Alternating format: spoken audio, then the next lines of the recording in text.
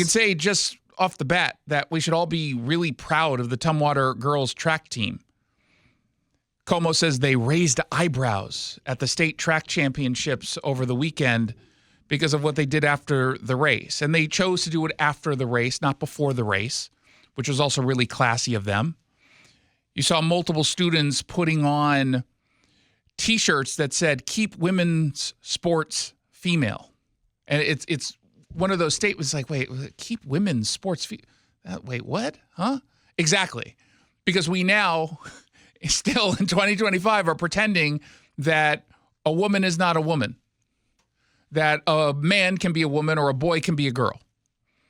And it's not so much that we're rejecting the idea that there are trans people, in other words, people who identify, quote unquote, as a gender that is not, let's just say, biologically accurate.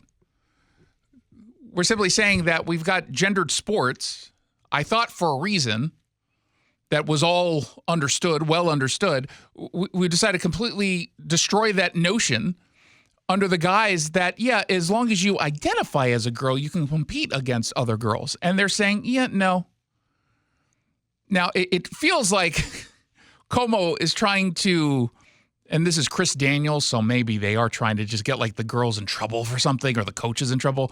Let me just read to you the 3 sentences from this story. In photos that are widely circulating online, multiple students can be seen on the medals podium wearing T-shirts, "Keep women's sports female." Adults who appear to be coaches can be seen smiling in the frame. It came after a transgender student beat the team in multiple races. Am I reading too much into that, or does it seem critical? Yeah. Like they appear to be coaches. Okay. I'm assuming they are coaches. So what? Now, they make reference to a transgender athlete. We told you about this yesterday, Veronica Garcia of East Valley. It's based out of Spokane. Won the 400-meter girls state title. This is the second year in a row. And as Como has a clip of Veronica tries to play victim here, even though Veronica, with all due respect, is cheating when competing against biological girls. The point of high school teams to feel like you belong to something. Why do grown-out adults think it's okay to harass a child, let alone a transgender child? Like, why would you ever do that? I said this yesterday, and I've been consistent in this. There's certainly, I think, people on our side of the aisle who go a little bit too far in how they talk about these issues or treat people who are, even if you accept, and I believe is engaged in cheating, I don't think Veronica or any other athlete that we've talked about is viewing it as cheating, right? Like I'm assuming that these students are well-intentioned. There are some examples, I think, where they're not well-intentioned, but I think in this case, this is a student who just wants to compete and happens to be transgender. And I understand why someone who is an athlete wants to compete, right? Like, I get it. I do. And I don't think the intent here is to cheat. It doesn't mean it's not cheating. I don't think that Veronica wakes up and says, I'm going to screw a bunch of girls out of a championship or opportunities. And yet that is still the end result. And we have to accept that as the end result if we want to change things. And I do think that not just this particular student, but others can get bullied and in some cases doxxed, in other cases just harassed by folks on our side. And we have to stop that. Don't do that. We lose the high ground when we engage in that kind of rhetoric. And I tell that to Jackson all the time because he's vicious to these athletes, just vicious, mean-spirited and vicious.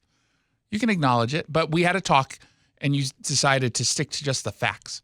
And the facts are, it is still cheating.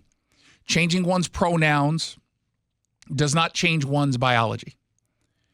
And kudos to the Tumwater girls track team and all the adults who are standing with them.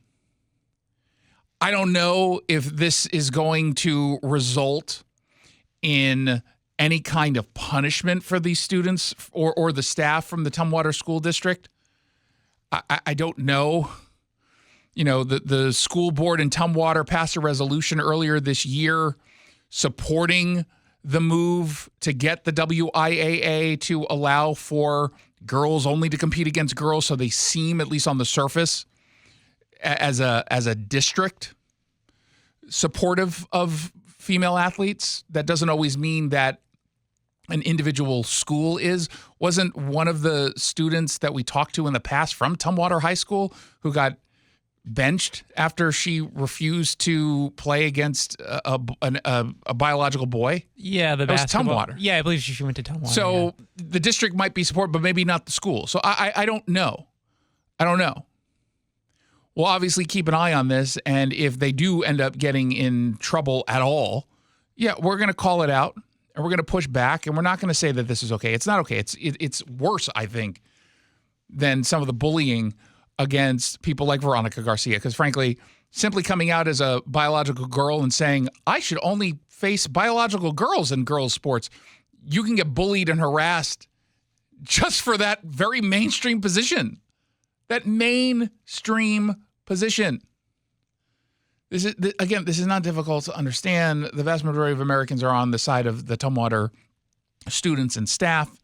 And hopefully we'll have one on the show either this week or next week so we can congratulate them. And then once they become pros, I'll get, I don't know, I don't really want free tickets to track and field. We'll figure out how I can benefit from it personally.